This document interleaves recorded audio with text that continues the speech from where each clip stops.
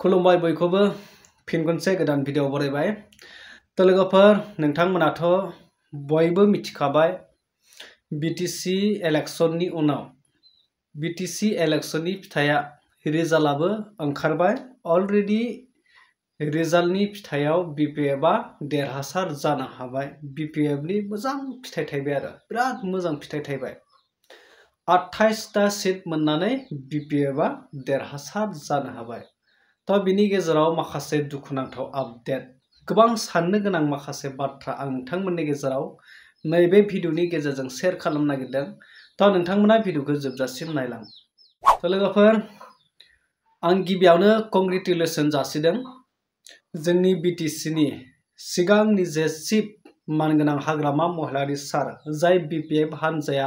फिन आरो 5 बोसोरनि थाखाय सिंगेल सरकार दानो थाखाय खाबु मोनबाय भेरि कंग्रेचुलेसन बिथां हाग्रामा महिलारि सार बिथांनिसिम आरो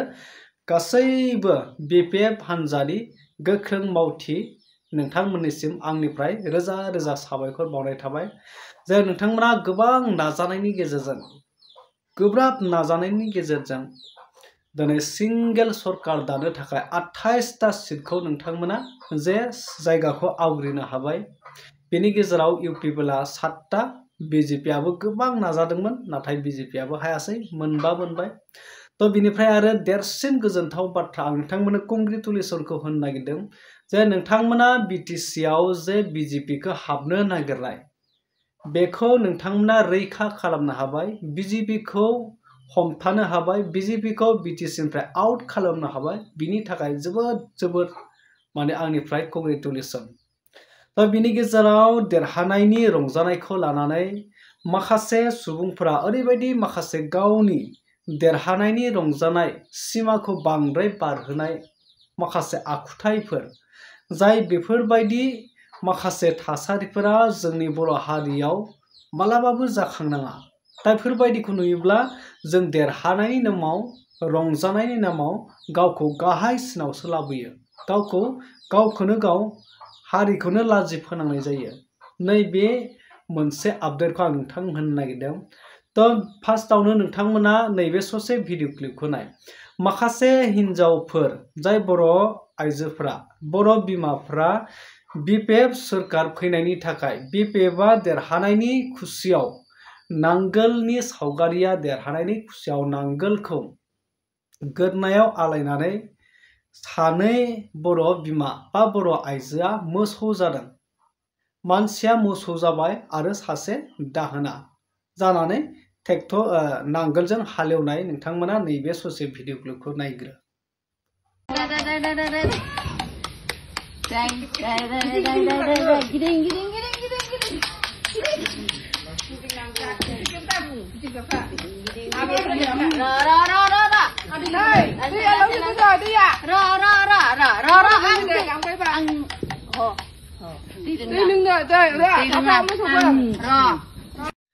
थारैनो नोंथांमोना नुबाय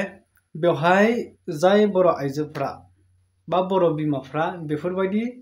जे नांगोलजों मोसौ जानानै हालेवनाय तो देरहानायाथ' देरहाबाय रंजाखासिगोन बयनिबो गोसोआव गोजोननाय दङ आरो दिनै देरसिन सुखु होनोब्ला बीजेपीखौ बीटीसीआव हाबनायनिफ्राय रैखा खालामनो हानाय बेनो देरसिन सुखु आरो बेनिफ्राय देरसिन सुखु गैया तो बेजों लोगोसे नैबे बाथ्राखौ बुंनो लुबैदों जाय माखासे बर' बिमाफ्रा जे जाय गाज्रि आखुखौ दिन्थिबाय जे नांगोला देरहाबाय होननानै जे नांगोलखौ मोसौ जानानै हालेवनाय गावनि सन्मानखौ मिथियागारा गाव जे सासे बर' बिमा गाव जे सासे बिमा आइजो गावखौ मान होआगारानो जे नांगोलखौ गोदनायाव आलायनानै जे एवनाय दाहोना जालायनाय बे ओरैबायदि मुगैथाव बे थासारिया ओरैबायदि बे आखुथाया ओरैबायदि मुगैथाव मानोना बेफोरबायदि आखुथाया जोंनि समाजाव माने गुबुंले दा देरहायोब्लानो जोंनि गोदोनिफ्रायनो माखासे बर'फोरनियाव जोबोर माखासे गाज्रिफोर आखुथायफ्रा दासिमबो दङ माबा मोनसे देरहायोब्ला रंजानायनि समाव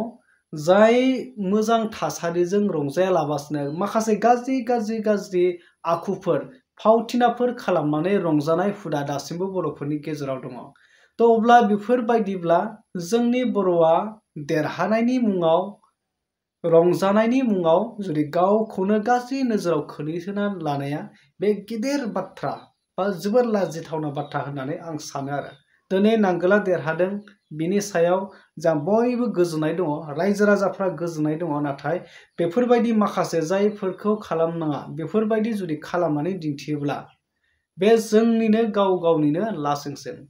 थांनाय जे 2020 मोनसे अपमान खालामदोंमोन नांगोलखौबो, जाय ट्रेक्टर हान्जानिफ्राय देरहानायाव जे नांगोलखौ बायदिसिना बिदाय होनाय मानाय सावनाय मानाय दा बेफोरबायदि नुदोंमोन। दा बेफोरबायदि जाबाय आरो नैबे बिपिएफ देरहानाय समावबो माखासे गाज्रि आखुफ्रा नुजागासिनो। दा बेखायनो सांग्रां जा, बेफोरबायदि माखासे गाज्रि आखुथायफोरनिफ्राय गोजानाव था। देरहादों होननानै रंजानायखौ एसे धोर्ज लानानै रंजा। रंजानायनिबो सिमा थायो मानसिया। रंजानायनि जुदि सिमा गैयाब्ला, रंजानाया जुदि बारोब्ला गावखौनो रंजाहोनायनि जेबो मुलाम्फा थानाय नङा बा गावखौनो मोजां लामाजों आवगालांनायाव माने जेबो खाबु मोननाय नङा आरो। दा बेफोरबायदि गोबां बाथ्रा। थ' नोंथांमोना बिनि सायाव मा फोरमायनो सानो, मा बुजिखो नोंथांमोना कमेन्ट सेक्सनाव थांनानै कमेन्ट खालामदो। दा आरो फिन खनसे बिपिएफआ सरकार दानो हानायनि थाखाय, सिंगेल सरकार दानो हानायनि थाखाय आं कंग्रेचुलेसन्स जासिहरबाय। थ' नेक्स्ट आपडेटआव लोगो मोनगोन। नोंथांमोना बिनि सायाव मा फोरमायनो सानो कमेन्ट खालामनानै फोरमायदो।